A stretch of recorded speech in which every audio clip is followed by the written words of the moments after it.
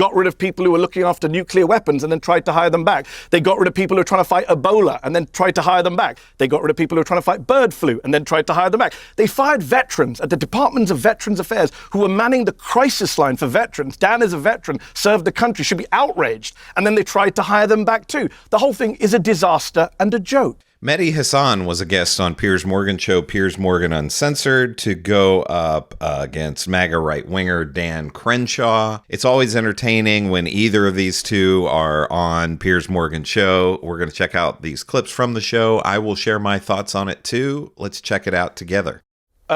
Dan Crenshaw's here to defend Donald Trump. You know, Piers, that I have many criticisms of Joe Biden, and one of them is, yes, his family and Hunter Biden. But what Joe Biden did pales into insignificance with what Trump has done in 2 months. I mean, all right, well, let me ask Dan. Dan, on the Elon Musk role. Elon Musk is an unvetted head of a government department. Okay, let me ask Dan. Dan, when you saw the scenes on the White House lawn there, did you feel entirely comfortable for the reasons that Mehdi said? That you've got someone who donated hundreds of billions of dollars, obviously, to Trump.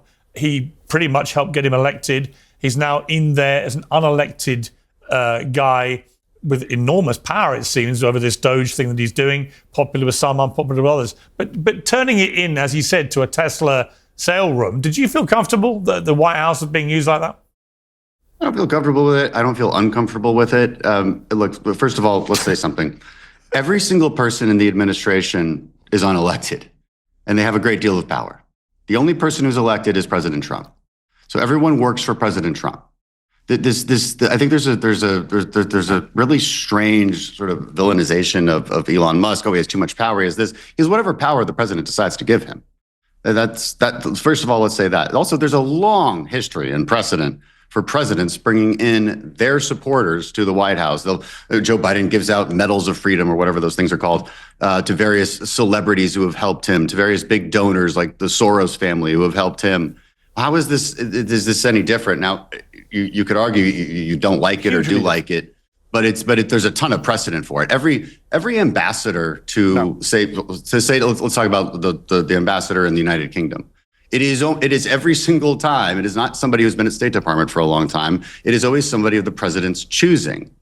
That's who it is. It is usually someone who is friendly with the president. Does that make it corrupt? I don't know. It's not legally corrupt, but that is what happens. Okay. It's normal for every president, and you're just making you for some reason see it through a different lens when Trump does the exact same things that Biden would do. Mehdi, let me ask you about Elon Musk. I didn't complain about Biden having people at the White House. Hold on, can I respond? Well, Mehdi, I would ask you this. But Mehdi, do you have intrinsically, Mehdi, do you have a problem with Elon Musk and the DOGE campaign to eradicate federal government waste, superfluous spending? Right. Do you have a problem intrinsically with the concept of what they're doing? So this keeps happening now. Dan says something and then you add something, so I can't deal with multiple things. I'm going to deal with Dan first. Dan says that this is all normal and we have precedent for it. Dan's being disingenuous. Elon Musk is running a government department. He is not vetted. He has not gone through Senate confirmation hearings like cabinet officials and ambassadors. George Soros has never led any kind of government department. If he did, Republican heads would explode. He's never run anything in government, nor is Alexander Soros. Musk is literally standing next to the president. He is telling cabinet secretaries what to do. He's attending cabinet meetings. They're going to court. Dan's not telling you this, but there's literal court cases going on right now to determine the status of Elon Musk and DOGE. And by the way, government lawyers are telling the judges he's not the head of DOGE. Donald Trump stood in front of Congress and said he is the head of DOGE. Maybe Dan can tell us today if Elon Musk, who hasn't been vetted by Congress, is the head of DOGE. What's so sad to see is members of Congress like Dan just completely abdicating their responsibilities as a co-equal branch of government and deferring to both Donald Trump and Elon Musk. That's kind of embarrassing to see. And I haven't finished my point.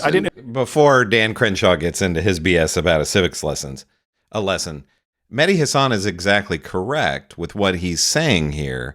And this is where Piers Morgan is so disingenuous. He should jump in to correct Dan Crenshaw and say, okay, you're talking about a Medal of Freedom or making somebody an ambassador to some country somewhere.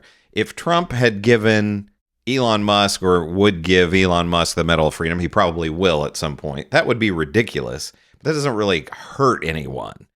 Or if he had made him the ambassador to some tiny country somewhere, that doesn't really hurt anyone. I don't think anyone would really care about that. But to compare that to him being making up his own department to dismantle the government when he has no legal right to do that and is completely going around Congress and doing that. Like Mehdi Hasan is saying here, and many others have said the same. Imagine if Joe Biden put some left-winger in place to cut the Department of Education, to cut the Department of Defense. They're trying to cut the Department of Education right now. But if Joe Biden had put somebody in place to say, we're going to cut the Department of Defense by 50% because it's just wasteful spending. Dan Crenshaw, his eye patch would fly off. He'd be so outraged. All the Republicans would be up in arms. This is just insanity to try to make the comparison between the Medal of Freedom or an ambassadorship to dismantling the U.S. government. Interrupt you. So when I finish, you can come back in. I know it's 2 against 1, so let me deal with Piers now. Piers, on DOGE itself. Yes, I have a problem. It's always 2 against 1. We're both throwing stuff at me at the same time, so let me deal with them. Yeah, pull me. It's fine. I'm or used 3 to or 4 against 1. Piers is asking me about DOGE. Let me deal with DOGE. DOGE is a joke of an outfit, right? Do we all want to get rid of waste in government? Of course I do. I did a long monologue on my show about why we should deal with the Pentagon, which fails an audit every year and wastes billions and trillions of dollars, right? I want to deal with corporate welfare. I want to deal with people who, have conned the government. Of course we do. But that is not what DOGE is doing, right? DOGE is a joke, chaotic outfit. It claims to have found fraud, Piers, not just waste, fraud. And yet Dan gave me a lecture on precise terms. Fraud? Has anyone been charged with fraud? That's a crime. Elon Musk has found no fraud. Because if he had found fraud, people would be arrested or charged by the DOJ right now. We've seen no evidence of fraud. So that's been a lie from Musk. As for waste, you know this, Piers. You've talked about it on the show. $8 billion they claimed to have found. It was $8 million. They said they found $250 million of waste at the Social Security Administration. It was $500,000. They triple counted a $665 million contract. The Wall Street Journal, that lefty bastion, has found so many mistakes and exaggerations in what they found. They've been absolutely harming the US government. They got rid of people who were looking after nuclear weapons and then tried to hire them back. They got rid of people who were trying to fight Ebola and then tried to hire them back. They got rid of people who were trying to fight bird flu and then tried to hire them back. They fired veterans at the Department of Veterans Affairs who were manning the crisis line for veterans. Dan is a veteran, served the country, should be outraged. And then they tried to hire them back too. The whole thing is a disaster and a joke. Okay, Dan. I want to say one thing about the having automakers at the White House. In August of 2021, Joe Biden had a bunch of automakers celebrating electric vehicles at the White House. He left out one in particular because he's not a political ally. He left out Tesla, one of the biggest makers of EVs. So again, this stuff happens. As far as like what DOGE's role is, and then I want to get into what Congress's role is here. So the president has been very clear. Cabinet secretaries are the ones who actually fire. DOGE makes recommendations. That's how they have it set up. I realize that all of this is new, but it was what he ran on. It was what the American people wanted. We are asking questions too, right? We also want to figure it out. It's good. The courts are another co-equal branch of government that will have their complaints about it. Let's let this process play out, and let us all agree on the fact that there is a huge amount of waste and bloat in a lot of our bureaucracies. We talk about firing a couple thousand VA employees. To put that in the context, there's about 480,000 VA employees. 400, there's a lot. Okay, so we're talking about very small amounts here. They're about to fire another 80,000. We'll see. We'll see. Look, I've used the VA in multiple cities. There is a lot of bloat. There's a lot of people who there's a lot of people who work at the VA who would be happy to see half their coworkers fired because they know they don't do anything. I've heard that from VA employees. This isn't that crazy of an idea. The sky is not falling. And then again, these secretaries still have the power. President Trump made that very clear just last week. So we can all take a step back, realize that this is what he ran on. This is what the American people wanted. This notion of DOGE and government efficiency is indeed still popular with the American people. There are going to be problems associated with going this fast. Okay. And you're going to have to fix those problems. That's okay. Can I respond? Well, quickly, because I want to turn to other subjects, but quickly, yeah. Okay, so on DOGE, very quickly then, on the DOGE issues, I heard Dan say this before, that Elon Musk is not firing people, cabinet secretaries are. Well, that's news to cabinet secretaries because Sean Duffy at a recent cabinet blow-up called out Musk for trying to get rid of his air traffic controllers, and they had a row about it. So the transport secretary thinks Elon Musk is coming after his vital staff.